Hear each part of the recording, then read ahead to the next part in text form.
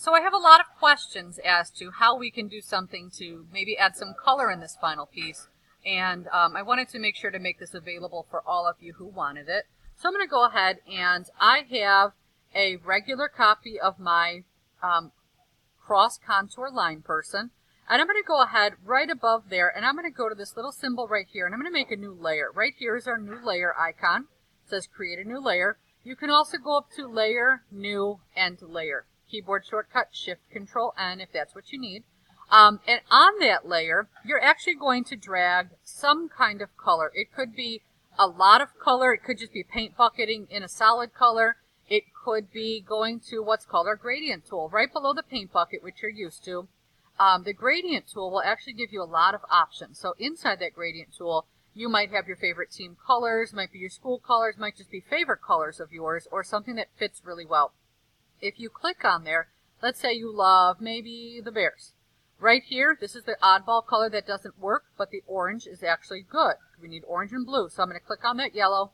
I'm going to change out that color to a blue. I might even kind of push this up a little bit so I can watch and see what's happening and pick just the right blue for what it is I would like to see. You can also kind of push and pull things a little bit to try to move that color and how much of that color is showing. So you've got lots and lots of opportunity for that. So we're going to go ahead and say OK. And again, you have a few options up here to try different things. Let's say I'll try Radial Gradient, so like a circle-ish looking one. You're going to put a radius in. You're going to drag it out, click and drag, and you'll see that it looks like a bullseye. This one, you drag a long line, and that will give you sort of just stripes of color. This one is a little bit of a, an angle gradient. Again, you stretch a radius, and it'll give you some cool angles. You've got a reflected, almost like a metal gradient there. Another radius, and you get stripes. And then finally your diamond. You want to look and see where you're going to stretch it. For this case, I can come to my eyeball and turn it off. I'm going to want something to happen around her face. So I make sure that I stretch that there. If I think it needs to be over a little bit, I will move it over, and I will do it once again. I could also start here, stretch it longer out this way so I have less orange showing on the edge, and maybe a little bit more blue like this.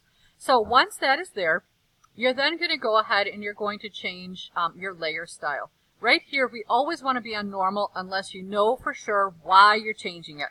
So if I click on normal, you've got all these options, and I like to sort of arrow through them. To use your keyboard arrows, you want to click on the first one. In this case, it's, the one after normal. So the first one is dissolved. You see that this is in blue.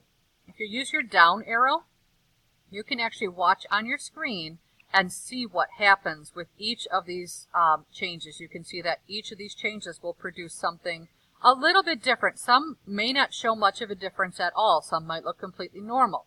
But then the next one could look pretty amazing. So just tab through them. Every color series is going to be very different. You can see this one looks very different from my original colors.